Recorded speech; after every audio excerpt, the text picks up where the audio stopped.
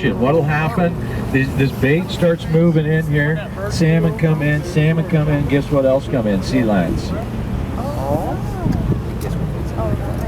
And there's a lot of bait right now.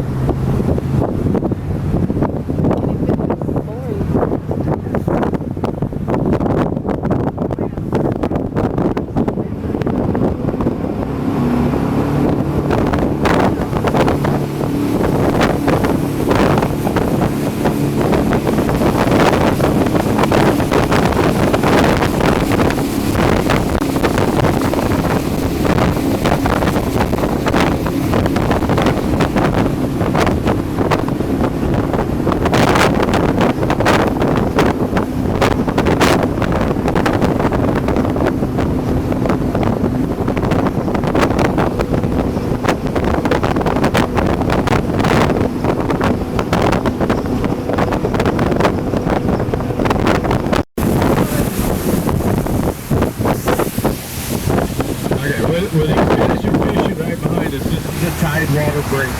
That's as far as the tide will get upriver. Now, there's not as many guys fishing this year as there were last year. Reason being the river height, okay? It's kind of harder to fish there. This is higher than normal, okay? In fact, I don't think I've ever boated on this much water throughout the summer. Sorry. I don't know. I think last year, one time, I counted over 50 fishermen shoulder to shoulder. And I know some guys might think that's fun. I don't. I'd rather go out with my dog stand, my side, maybe my boy, and fish. If I catch one, great. If I don't, I don't care. Well, the first cannery is located on the river, right over our left shoulder here where these pilings are located. They're well over 100 years of age. Now, commercial fishermen years ago, they didn't fish in the ocean, they fished in the river. Yeah. Netted them. In fact, we about wiped the runs out with all the netting that took place. They did close that in the teens. Now, I haven't seen it this year where a salmon's holding. By now, you know, most of the time a salmon gets up in here and they might lay in this little pool for 1 or 2 days and they'll acclimate themselves to the river. Water temperature the other day, gang, 64 degrees. That's chilly for this time of year. It should be 68 or 9.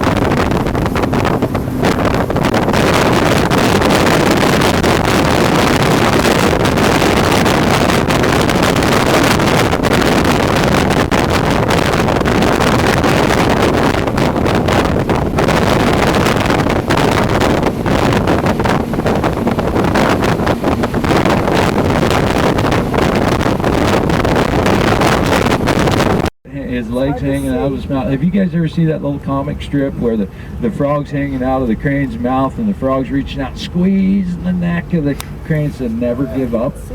I thought that was pretty funny.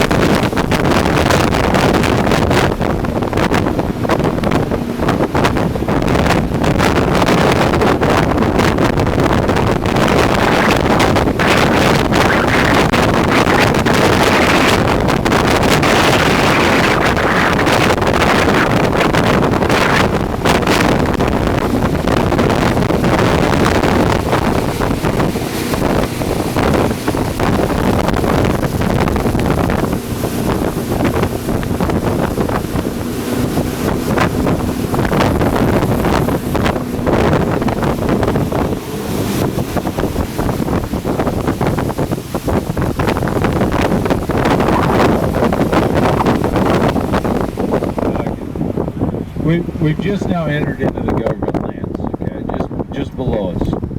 Now the corridors of the river start from the bridge up. Now this river since 1968 were wild and scenic. Congress at that time, boy, they look cool there blowing out of Lobster Creek. Congress started at that time 5 rivers, so we're one of the first of 5. Now the trip that we're on, this 104 mile, it gets us in all 3 sections or corridors. Our first 7 miles is recreational. We'll then be in a scenic. Once we get above Agnes a few miles, we'll be in the wild section. It's roadless. I know I'm always going to hear you, people call it wilderness. If it were a wilderness corridor, you can't run power in it. It shuts it off completely. So wild and scenic. We do have wilderness areas around where we're boating, but not what we're going to see right to the river. Now the length of this river is 215 miles, 4th longest of Oregon. Starting point is Mount Mazama. Crater Lake. Now there's no spillway. The river starts right at the base of the mountain. In fact, it was a couple weeks ago, and I had a guy on my boat from Medford, and he says, yeah, snowmobilers, and they ride up in the headwaters there, and you can watch the Rogue River come right out of the ground. Pretty good stream, too. He says it's really cool. 3 dams on this river. In fact, I'll get out of the habit of saying that. I haven't seen it yet. The reason why is right now there's a dam above Grants Pass. They're taking it out. It's called Savage. It's been quite a project. And I do hear through the grapevine the next dam, which is Gold Ray, it's coming out. The final one will stay in place. Lost Creek. And it was built in 1976-77. And reason for construction, flood control. If they're going to raise and lower the water of this river, they do it for fishery enhancement. So high water of 97, 95, 83, 74, 71. Then we get to that year of 64. So December 25th, 1964, when this river crested, it just touched the roadway right out in front of you. Wow.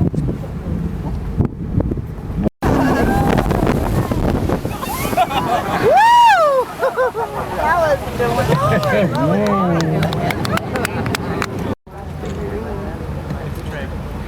If an eagle's in an osprey area and they're sitting on the top of a tree and they're just hanging out, what'll happen? That osprey flies through and they're very aware of the eagle. They'll sit there and they'll dive on him. Okay, they'll try to run him out of the area. So by sitting where he is or she is, it keeps the ospreys from pestering them. It's always fun to watch when they get out and they're flying and the osprey's diving on the eagle and the eagle's flying along, and when that osprey gets close to it, whoop, upside down. They'll do a loop or a roll.